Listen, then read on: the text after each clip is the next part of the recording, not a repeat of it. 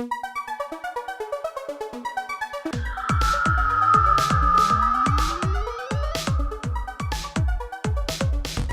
right, here we are. Welcome to the next edition of StreamQuest. I'm here with my two pals, John and Drew. Hello, guys. How was your week? Hello.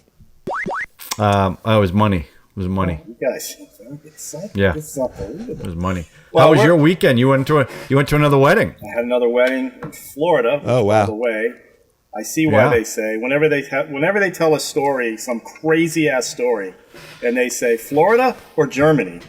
Now I know why. Because those people, I was down at Daytona Beach, and those people are absolutely crazy down there. I just don't understand it. I think I know all the crazy people go to California really because it's warm and sunny. I think the same thing happens in Florida. People from the East Coast go down. I had a Uber driver who's from Texas telling me how crazy. He spent 40 minutes telling us how crazy Florida is compared to Texas, and how he hates being in Florida. He just thinks that people are crazy, and he's not wrong. I've just never seen anything like it before.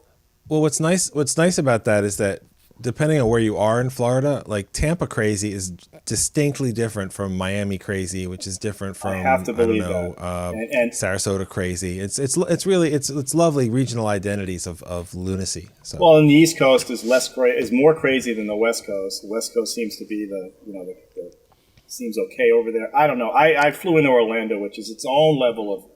Well, that's craziness. That's tourista. And I flew in the week that guy wrote the op-ed about how Disney. He doesn't want to go to Disney anymore because it's becoming too. Because they're getting woke too.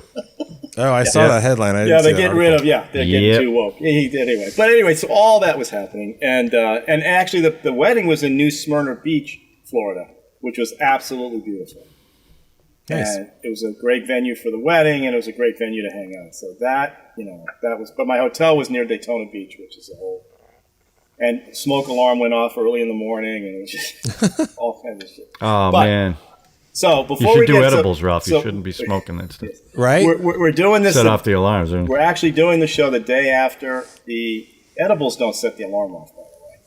No, that's right. Point. So that's my point. You shouldn't be smoking. Jokes are funnier when you have to explain them. Yeah, they're not good to explain. We're actually recording this the morning after the Oscars.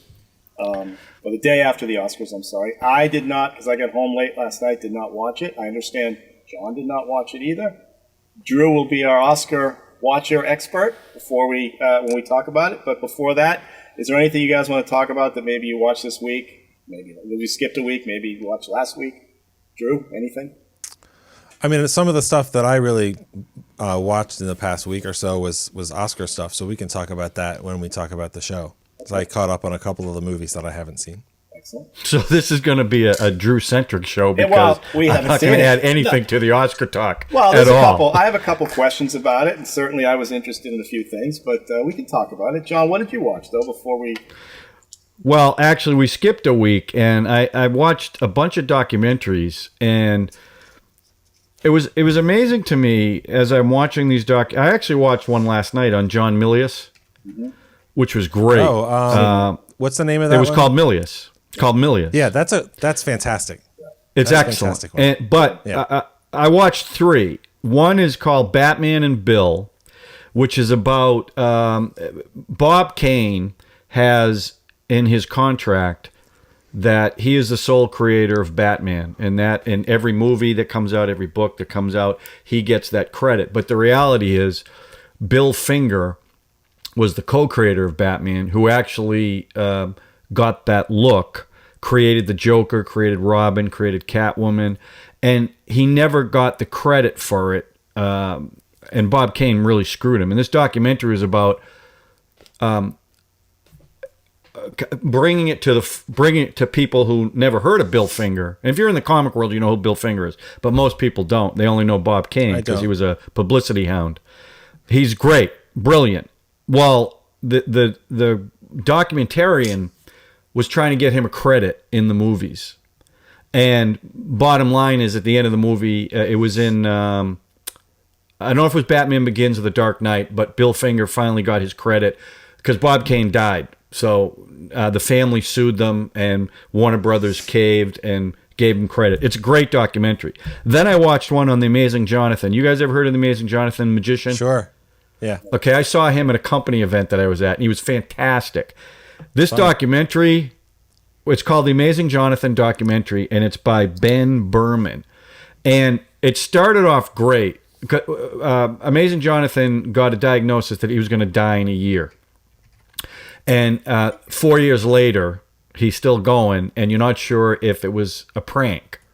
It wasn't, because he looks like absolute crap.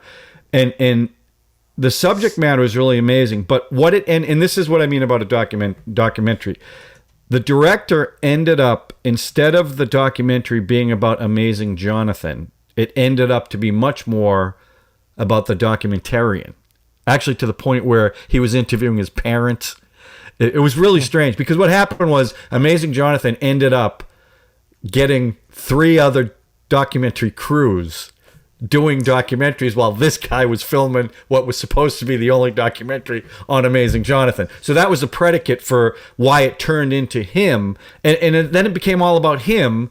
And the only interesting part of it was what was going on with Amazing Jonathan, who was an asshole. I mean, he was awful. Mean, doing meth.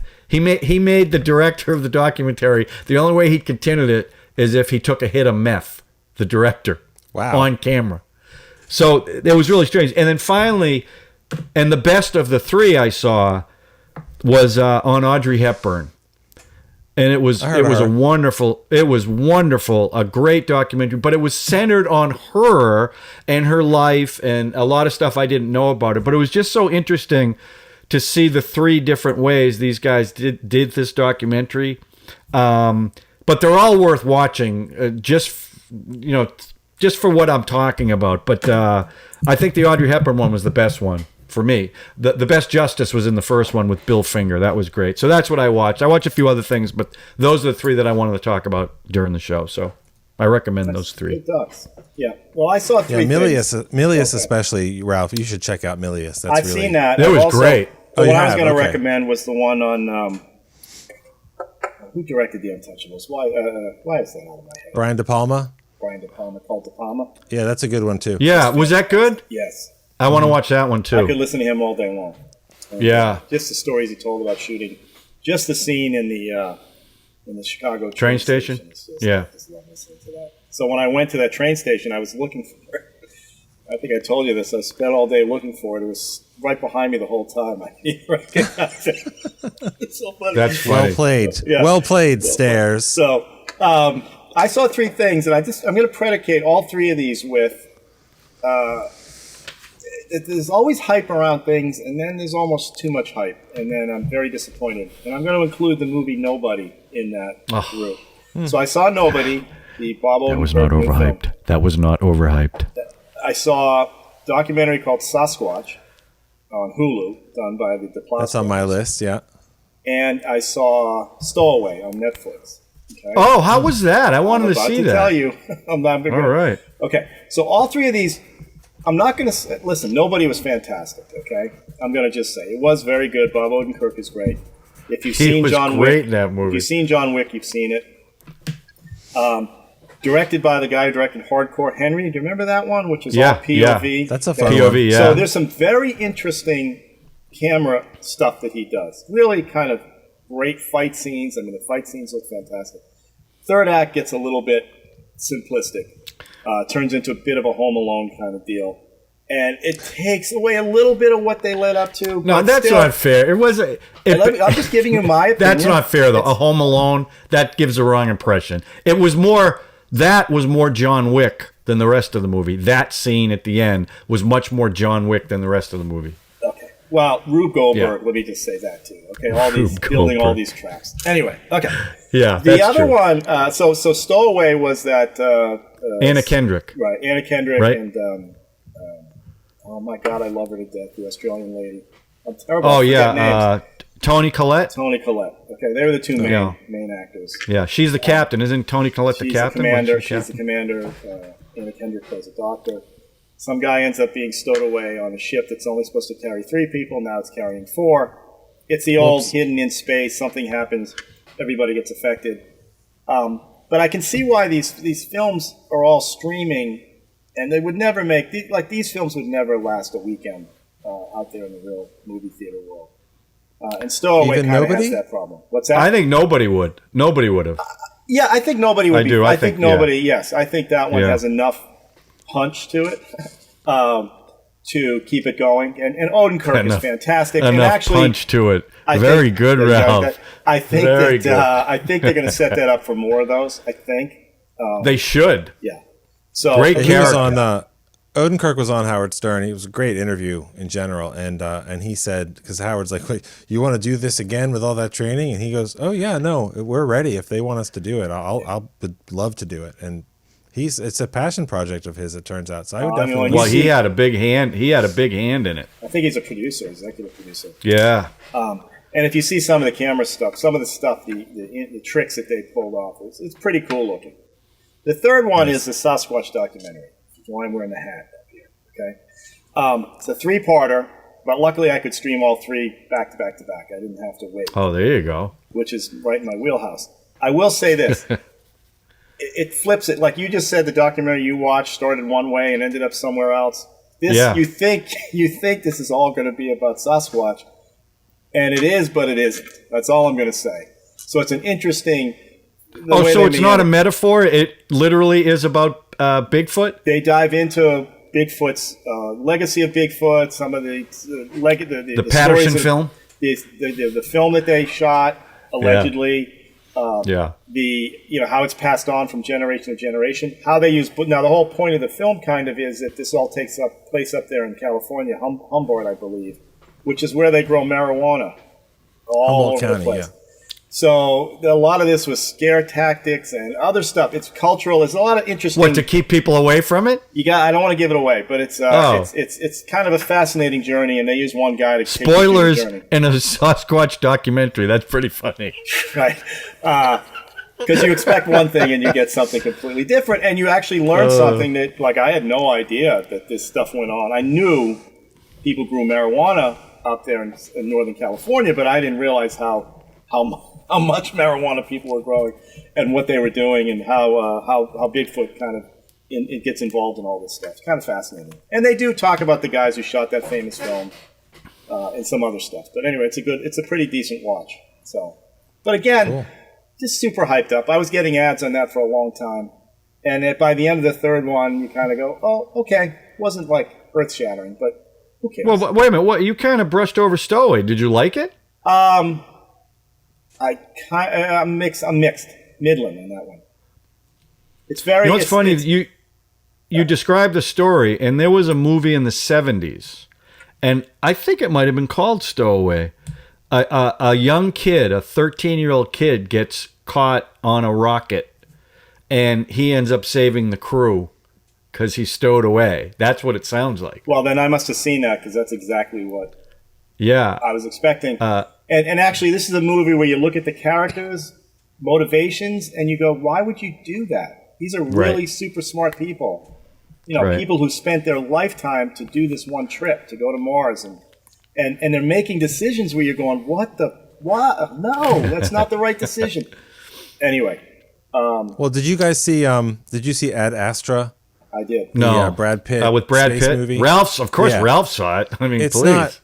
It's not good. It's not dumb or anything. It's not good. But there's a section of the movie where Brad Pitt ends up stowing away on a ship, being a fourth person when there's supposed to be 3, and he accidentally kills all the other people. So that's one solution that seems to work really well for him. It doesn't. That's not telling you anything. The movie is.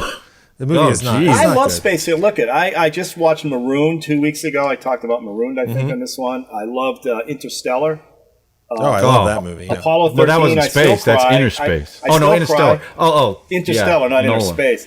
Inner. I still cry at Apollo 13. I still know they're going to get back, but it gets me. How about The Right Stuff? I love The Right Stuff. It's a great movie. Yeah, and I should be watching the one that's on the Geographic. The one it won't be the same. How about Space Camp? Never seen it. Yeah, Kate Capshaw. Yep. Oh, speaking of one, just remind me. I went to Space Camp, and we did not actually sit on the real shuttle. You did for real? Mm-hmm. Yes, wow. Would have been cool if it accidentally took off. Right? Yeah, accidentally had a launch. Right. I do want to talk about one thing. It was a lot of fun, but we weren't in danger like that, which is probably for the best. Yeah, I think that would be not a good idea. Before we jump into your Oscar talk there, Drew, we sent you to Hollywood to take care of this for us. StreamQuest. Well, actually, I have one thing I will mention. You guys were talking about so many documentaries. I did watch something that wasn't Oscarsy. I don't know if you guys watched Tina, the Tina Turner documentary that's on. I have not seen it. I want to see it. It's very good, and it's funny because it's one of those things. Like sometimes you'll see a documentary and you go, "Well, haven't I seen this before? Like, what else is there to say?" Like the West Memphis 3, those 3 young men that were accused of being Satanist murderers and all that stuff, and the Paradise Lost trilogy of movies on HBO was very good, and all the way up to the present. And then Peter Jackson produced the story of the West Memphis 3 as a new documentary, and I thought, well, I'll see it because the people involved in it are interesting. But it was amazing because it was like the whole thing was new again, and it was all the way through their Alfred plea and everything. And this was like that. It was stuff that you've seen, but it was. I mean, she's involved. She's interviewed. A lot of the documentary is about. Not only was, of course, she a victim of abuse so many times, she also spent a lot of her life trying to escape talking about the abuse constantly. Like the reason she wrote her book in the 80s, her biography, and the reason she agreed to do the movie, What's Love Got to Do with It, was because she's hoping that when she's out promoting something, people will stop asking her questions about what Ike did, because then she's reliving it and everything.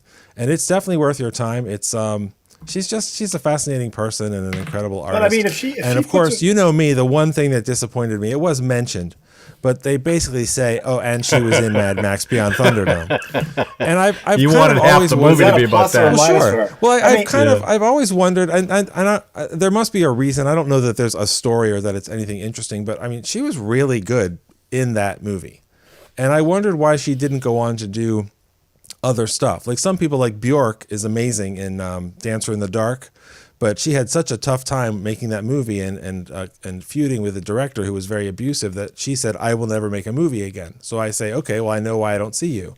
I don't know what happened with Tina Turner in Hollywood because she was great. She's great on camera and all those sorts of things, and they basically mentioned it. So I don't think there's any secret drama there or anything. But the movie's well worth your time. It's on HBO. She did a good music video with Mick Jagger too. She taught him how to dance. Yeah. Before we jump into the Oscars, I do want to mention one thing, and I know John's not excited about this, but I saw the new teaser for West Side Story, Steven Spielberg's West Side Story. I saw that last night during the Oscars. Oh my God, I can't wait. I can't wait. That one scene they do from above, and you see the 2 gangs. In the shadows. In the shadows. Yeah. Oh. And you know, I can't wait for the remake. The name, it was great. Can't wait for the remake of The Wizard of Oz and Jaws. I'm really looking forward to that. Jaws will not happen, and it shouldn't. Why? Because it just shouldn't. If you told me West Side Story was going to get remade, I would have said you're nuts. I think because they're actually going to use Puerto Rican actors to play the Puerto Ricans. Oh yeah, that's pretty cool. No, that'll be a huge difference. You know, that's and Rita Moreno's still going to be in it. I think it's going to be awesome. Oh, I'm sure. Yeah, she'll probably she'll probably own Pops. She'll probably be Pop. I think she's in the trailer. Yeah, I don't think she's Officer Krupke or anything. Yeah. No, that's great. Since you mentioned one thing, I might as well mention this too. I finally Friday night I watched all 6 episodes of Falcon and Winter Soldier. Okay. Oh right. I'll go out while you guys talk about this. Yeah. No, you don't have to. Started off strong, ended lame. Oh really? Lame. Okay. WandaVision was better. I was disappointed too because I love Anthony Mackie. I love Sebastian Stan. Mm-hmm. Love and their chemistry is great, but they're how's because I'm a big fan of Wyatt Russell, Kurt Russell, and Goldie Hawn's son. He plays the new Captain America. I'll tell you, he got lambasted for his portrayal, but it's actually pretty good. I mean, the way they end it, I'm not going to spoil it because I know you haven't seen it, but the way they end it with him, I didn't like. And there's one cameo that you guys might find interesting, but they just went off the rails. The problem is Marvel's changed a lot since they were bought out by a major conglomerate, and ever since that happened, they've definitely changed the Marvel world, and some of it's good, some of it's overwhelming. You're saying that the recent Marvel movies don't have that artisanal, handcrafted, small style of movies like Iron Man and All I know is when I go to a Marvel movie, I want to see superheroes flying all over the place. I don't want to be lectured to. Okay, can we now talk about the Oscars? There's a lot of lecturing going on in these movies, and I don't like them. Some real movies. I don't like them anymore.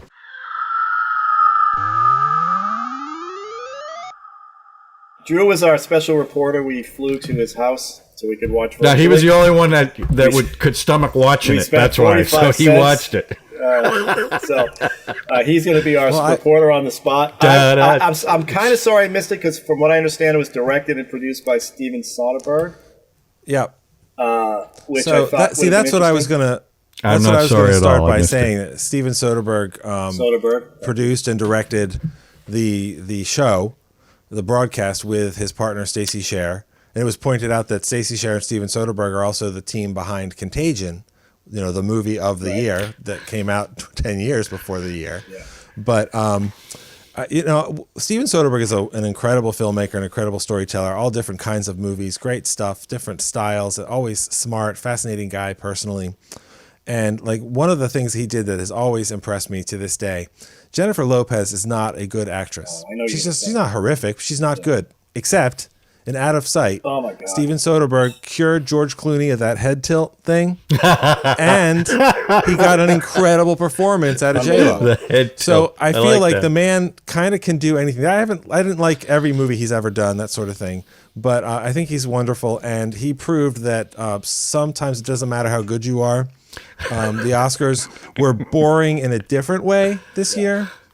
It wasn't all on Zoom like some of the other shows. They had some people in person, and they had it must have been really exciting to sit in the auditorium at the BFI in London and wait till you got nominated, and then they cut to you sitting, with two other people in an empty expanse of seats and stuff. So, they had to deal with the reality of that. But it was kind of weird seeing a whole bunch of people, not as many, but in a room without masks, talking, to each other, standing up, speaking to a room of people. So they tried. It was the lowest ratings ever. We found out this morning. Less than 10 million people watched it. It was the first time ever. And, I'm generally interested in the Oscars because if there's movies that I like, I want them to get awards because I think that it's nice to see people get awarded things for doing things well, but also that means more people will see it. Like when Mad Max Fury Road won 6 Oscars, it didn't win the big ones, but it won 6 Oscars. I said, well, there are people watching these movies who make these giant movies who still have some taste, because that was a movie that was a $135 million giant studio movie, which is a little different than Nomadland this year. Right. But it was made with, the kind of skill that you want to see rewarded, and that you want to see. If you're a fan of somebody like George Miller, what do you really want after you see a movie by George Miller? You want him to make another one. And so, when movies get Oscars, the people go on to make another one. Some of them already have. Chloe Zhao, who directed, wrote, and edited Nomadland, so she won 2 Oscars last night, I think. Second female director, right? Second female director ever. She already wrapped her Marvel movie, The Eternals. Yeah, The Eternals. Angelina Jolie. I don't actually know anything about those characters, that stories or whatever, but she is definitely not Jack Kirby. Who you think of. Oh, is that who created those characters? Yeah. Okay. Yep. Yeah. So, my big experience for the Oscars wasn't really so much the watching of it as that I caught up on a bunch of movies in the few days, the weekend and the week before. And some of those went on to win some of the awards. Of course, the movie of the year for me was Promising Young Woman, and that won Best Screenplay. It did not win Best Picture.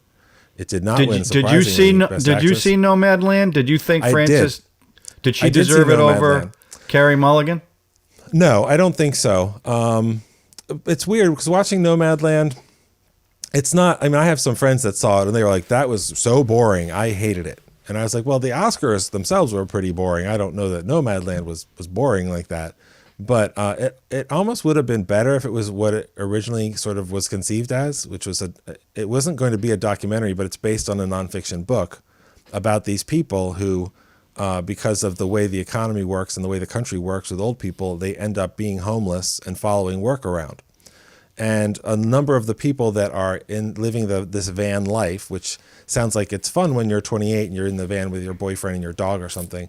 It's not as fun when you're in your 70s and you're having health problems and you have to keep your van moving, or you'll be homeless to a whole other level. A lot of the people in the movie are played by real people that live that life, and that were in the book and that are known in the community. And when you have a movie that has regular people being the actors, that sometimes works, sometimes it doesn't work. But it was weird because this year you had people in Nomadland who really are nomads playing nomads, with a couple of real professional actors like Frances McDormand and David Strathairn. And then you had Borat, which has people that aren't actors and don't know they're in a movie. And that's a lot more successful as far as that. Or Under the Skin, the Scarlett Johansson movie from 2013, where she drove around Edinburgh and picked up men. And they didn't know they were in a movie until they would shoot the conversation in the truck. And then it was like, wait a minute, that's a movie star that picked me up, that kind of thing. So Nomadland, I feel like it was worth seeing, but I don't think I would have minded terribly not seeing it. That sounds really unfair, but that's her third. That's Frances McDormand's third Oscar.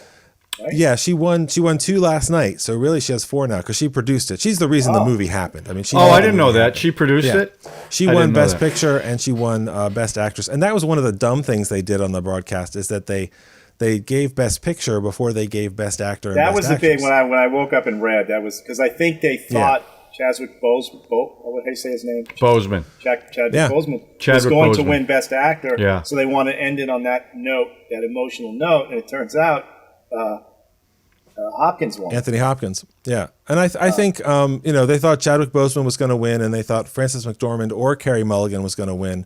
But I think people were a lot more confident that Frances McDormand was going to win Best Picture for Nomadland. So she went up and she gave her Frances McDormand speech for winning Best Actress, and for winning Best Picture, and she howled on stage and gave her message and all that kind of stuff. And then the last part of the evening, at the end of the show, she won Best Actress, and she went up and basically was like, I said it already. Thank you guys. Thank you very much.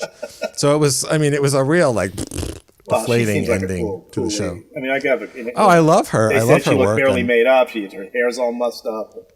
Yeah, she's she won for Fargo and 3 Billboards, and those are spectacular movies with spectacular performances. She's great. So she was in a Transformers movie. I don't know how she got in that. She's been in a lot of different stuff, and everybody's got a mortgage. So look at Anthony Hopkins' career; he's been in a lot of stuff. You go, I guess you told us before we started that Anthony Hopkins deserved. This is the best that you've seen him. Oh yeah, no, I'm a fan of his work. What's the film he was in? Well, he was in The Father. And yeah. My 2 favorite performances of his are The Remains of the Day with Emma Thompson from all the way back in the early 90s, the James Ivory movie. That is just a heartbreaking movie. And now The Father. Now, he's fantastic in Silence of the Lambs, and he's done a lot of other great stuff. But there are certain actors. He was fun as Odin in the Thor movies. But there's certain actors, if I see them cry, they make me cry. And it turns out he's one of those actors. Because the movie The Father, I don't want to give anything away. It should have won. I would have been fine if it won Best Picture. It definitely should have won Best Actor. It would have been fine if Olivia Colman won Best Actress. It really should have won for sure editing and production design, because it's based on a play, but it doesn't feel like a play. And the guy who wrote the play, it's his first movie. So again, it's my favorite thing. A first movie by a writer-director that's really assured and incredible and confident. But the movie is essentially Anthony Hopkins' character is succumbing to dementia. And those kinds of movies, like The Savages and other movies over the years, are generally about you're watching the family deal with it. This movie puts you inside of his head. And I remember years ago, I thought, maybe I could write a movie or a story that was about someone going through that as a horror movie, and you could have different actors play the same characters, and how that would be confusing and all that kind of stuff, and it would be suspenseful and weird. And I thought, well, that's also kind of disrespectful. I don't want to do that. I don't want to write a Die Hard and a school shooting movie, that kind of thing. this movie is not that. This movie is very human and sad and relatable, and he is extraordinary. He's really extraordinary. Great movie. How old is he? How old is Anthony Hopkins? 83, 84. Wow. And that's why it was 5 a.m. at Scotland where he's from. Yeah, he was in Wales. He gave actually a thank you speech he put it on Instagram and YouTube today, and he spoke for about like 35 seconds or something, and he basically said thank you, and he said, I want to honor Chadwick Boseman, who was taken from us too soon. And then at the end he said, I really was, this was really unexpected. Like it was truly the most shocking of the evening, I guess. Well, yeah, because everyone, like Ralph said, everyone predicted Chadwick Boseman was going to win, not only because it was a great performance, but because he died. Yeah. I mean, so. I haven't seen that yet. Have you guys seen that? No. Ma Rainey's Black Bottom? No, I didn't see it because the kid who won the Best Actor, which is a film you saw, right, Drew? The Daniel Gallega, is that his name? Did he win Best Actor or Best Supporting? Best Supporting. Anthony Hopkins won Best Actor. Supporting. Yeah. Who won Best Supporting? What was that movie? About the Chicago 7 guy. Oh, Daniel Kaluuya. No, he won for Judas and the Black Messiah. That's the one. Yeah, Judas and the Black Messiah. Yeah, no, that movie, that's a good movie with some great performances. That was another weird thing. They nominated Lakeith Stanfield as Best Supporting Actor and Daniel Kaluuya as Best Supporting Actor. And Daniel Kaluuya won. And if you're going to nominate one of those and give them the award, that should be the way it goes, because Lakeith Stanfield is the lead of the movie. So I don't know what studio games backfired or what they decided to do, that essentially they're saying there's no lead role in the movie, because those are the two main guys in the movie, but it's definitely Lakeith Stanfield's movie, and he should have been up for Best Actor. But Daniel Kaluuya, I've been a fan of his for a long time, and it was really nice to see him win, and he was very good. Very good. He was terrific on Saturday Night Live. I thought he was great. He's great in Get Out and his episode of Black Mirror. He's in Black Panther. He's just been he's been working steadily, doing a lot of great stuff. I was just going to ask about the other. Oh, and the Chicago 7 film didn't get anything. No, I didn't see that, but it did get shut out. To me, that one I thought was going to win a whole bunch of stuff. I just thought that was a fantastic film. I've only heard good things. It's Aaron Sorkin is an incredible writer and filmmaker, and he's got a great cast. All these people that you don't expect to be powerful actors. I mean, I know he is. He was supposed to be Freddie Mercury, and they didn't want it. Well, that's just a general sad story in the industry, because that was his movie to do, and really fantastic. But I'm just shocked that thing didn't win. Did anything else surprise you about the Oscars? Anything? I mean, I know they did some weird trivia, and Glenn Close did some dance or something, the rump dance. Yeah, she danced the butt. That was all very silly. I mean, it was awkward. Yeah, it was awkward. How long did it last? Well, it was like 3 hours and 15 minutes or something like still that. That long? Yeah. Well, what they did that was different this year, which rarely paid off, was they didn't play anybody off their speeches. And they told people to make it personal. So it wasn't just speeches of, I want to thank, and here's the paper, and literally I want to say the 20 names, that kind of stuff. And I get that, but that doesn't make for a good speech. But Emerald Fennell won the first Oscar of the evening for Best Original Screenplay, and she had a nice speech. The actress who won Best Supporting Actress for Minari, which I also haven't seen, the Korean actress, she plays the grandmother in the movie. She was very funny at the BAFTAs when she won, and she was very funny getting to spend time with the man who introduced the award, which was Brad Pitt. She was a big fan of him. It was very sweet. Ralph will see that on YouTube. I'll watch that on YouTube. Oh, it's funny. I mean, there are moments that are worth seeing that aren't cringeworthy, but letting people talk is a gamble. But playing people off feels really disrespectful when they start playing music, after 18 seconds or whatever. So, I mean, it was already going to be kind of a lower key ceremony. Yeah, well, they had no hosts, then right? letting people talk was a good idea. So no comedians doing any stand-up, none of that stuff, right? I mean, yeah, they had no real host. Like Regina King introduced it, and various big Hollywood stars, presented awards and presented the in memoriam. There's so many people, and they went through, I mean, literally 1 second per name. And that was kind of weird, because usually they let somebody sing. Well, they sing. Well, but they got all the names this year because they crammed them in. They played a Stevie Wonder song and they crammed in all the names, literally click, click, click, click, click. They also didn't perform any of the songs, which isn't in and of itself bad, but that breaks up the show. They performed the songs in the pre-show, so that was a little weird too. And the red carpet was socially distanced, right? They had 6 feet between them. Well, yeah, and they removed all the homeless camps that have been there for a year. They removed so it would look nice and clean for all the celebrities. I'm glad you watched it because I felt like I was there by your description. I'm glad you watch a show I don't have to, Drew. So thank you for that. Apparently a lot of people didn't even know that it was on. So a lot of people the Oscars were on last night. March, April. It's usually March. It's so different now than it used to be. It used to be such a event TV thing where you see all the beautiful people and Sure. Now you're getting lectured by celebrities every friggin' award show. People don't want that. People don't want it. The last one I saw was the when they made the mistake at the end when Moonlight and with the wrong one. Yeah, that was amazing. Like, this is all it's all kind of BS anyway. They're all congratulating themselves. Well, I give that. I remember that. I give that producer. I mean, he was great. Of course, he did it the right thing. But the producer, I think his name is Jordan. I can't remember his last name. I'm sorry, I can't remember his name. But Mark Platt was in the middle of giving his acceptance speech, and he's been gunning for an Oscar for a long time. And then Jordan says, "Oh, no, this is wrong. Moonlight, it's you guys. It's you guys. This is crazy." You just think of the Oscars. How could that possibly happen? Well, because some dude was taking selfies back there. Yeah, the accountants were being as contemporary as possible, not paying attention. That is unbelievable. It's unreal. So yeah, there was none of that. There was none of that kind of drama. Anything else you want to add about the Oscars before we sign off? I will say one thing that was kind of interesting is that there were a lot of new faces. There were a lot more diverse nominees and winners, and a lot of the people that were making these movies. Like I'm looking at the list of movies right now, and you have big Hollywood names like Aaron Sorkin and David Fincher, but Chloe Zhao and Emerald Fennell and Florian Zeller, the father, and Shaka King of Judas and the Black Messiah. These are people who probably have really big careers ahead of them. Yeah. And in their first few movies, they're already getting and deserving awards attention.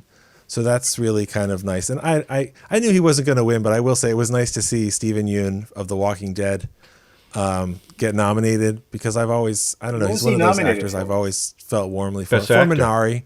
He plays the father in Minari. Oh. And he was nominated for Best Actor. That's the movie about the Korean family in Wichita, I think. And that's the Best Supporting Actress winner, was the grandmother of the family. And that's supposed to be one of the few movies that isn't... People looked at a lot of these movies and said, boy, this is all really depressing. And Minari is not like that, apparently. But I haven't seen it yet. So I do want to see it. That's another one of the $20 early access rentals. So it was between Minari, The Father, and Nobody. And I will see all of them, but I'm glad I went with The Father. If you get anything out of the Oscars... and a genuine surprise, see The Father. But if you've been dealing with anything, a family with dementia issues and stuff like that, it may not be for you right now. I have a tough time. Yeah, I think I might wait. I might wait on that one. I got to admit, I have a tough time with those kind of films, especially as I'm getting older. I just don't really want to know what the hell's going to go on. But Anthony Hopkins is always a good watch, so.